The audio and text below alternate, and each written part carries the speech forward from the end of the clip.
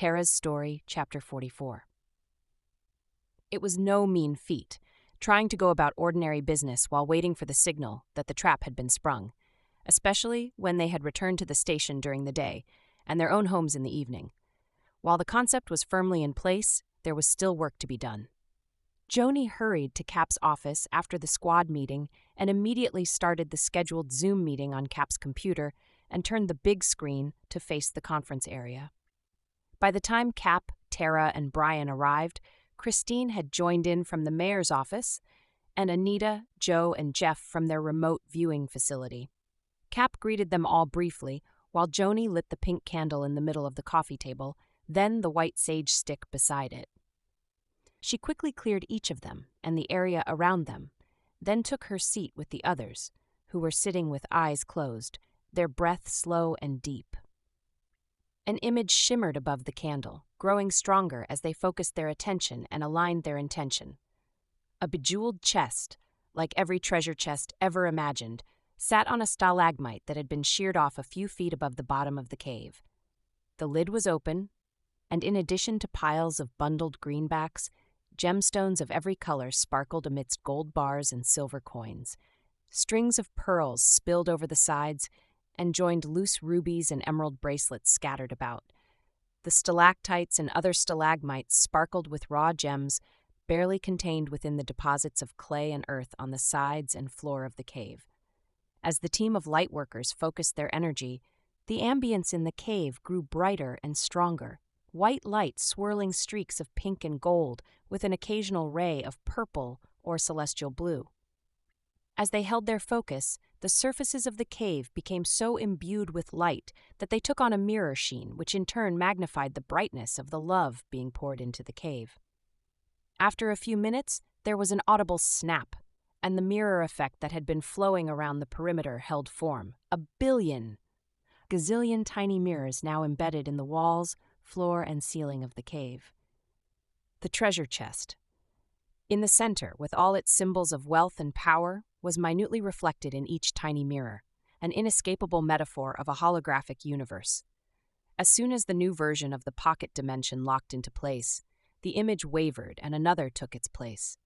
This time, the cell that held the physical body of their nemesis, still stretched out on the narrow bunk, also revealed his shadow, stalking back and forth, arms waving, mouth open as though shouting, not quite solid but visibly furious.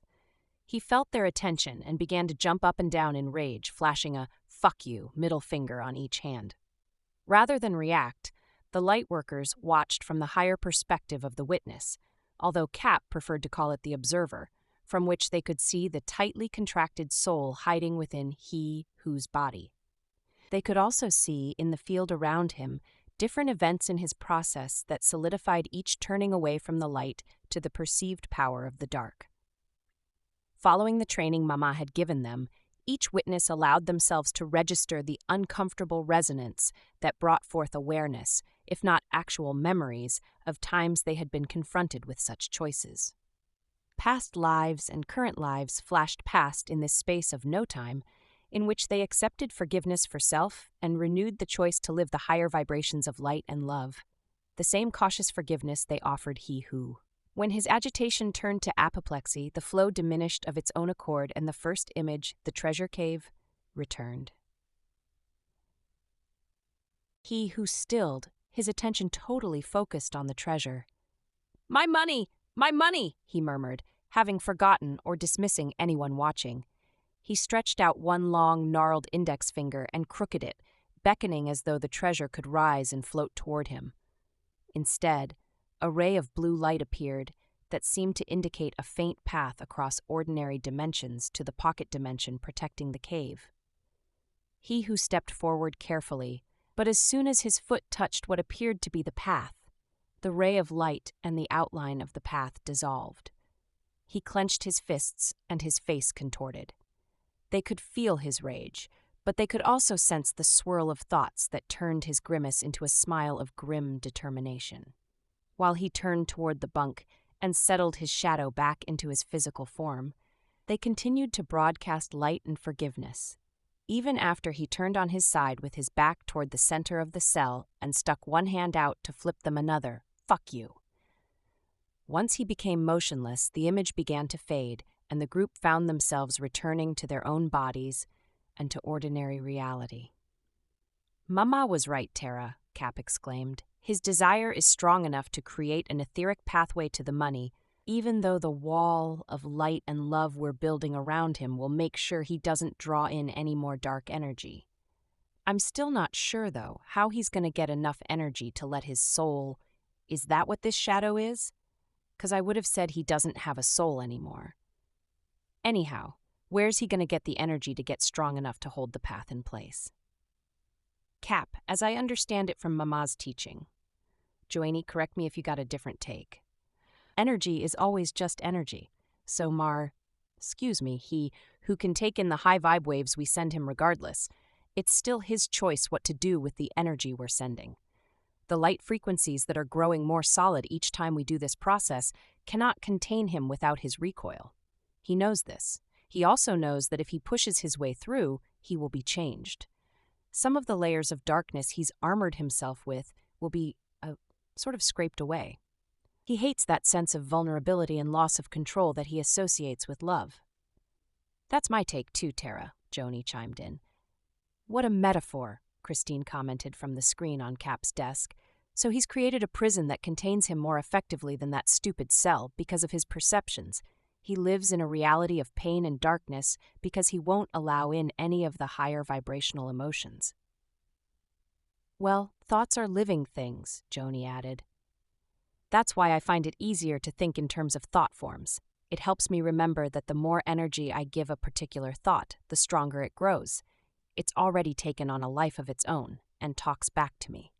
Jeff spoke from the computer screen. Talks to you, Joanie? What do you mean? She nodded. It tells me that it's me, my own consciousness, and that I'd better listen because it's trying to protect me, and I need it. Oh, I see. That happens to me too. Jeff affirmed. A thought form that has been given enough energy becomes an entity, Terra added. Like those demons? Brian asked. Terra nodded. Uh-huh. Entities also pretend to be you. Doing this witness process is helping us get clear on who we really are and what is not us. I like being the observer, Cap interjected, emphasizing his preferred language. It's easier for me to find peace when I do that. I'm glad to hear you say that, Captain Gallagher. Anita spoke from the Zoom screen. I get the same peace from remote viewing. Basically, it's because we are seeing this 3D reality as a play, like Shakespeare's play for our entertainment. We know there is a bigger picture, a much bigger picture. Plus, Terra interjected, being the witness, or observer, she glanced toward Cap, makes us more aware of how close we are to the void, what Mamo calls the cauldron of infinite possibilities. That is the one consciousness in which every single thing exists, including us.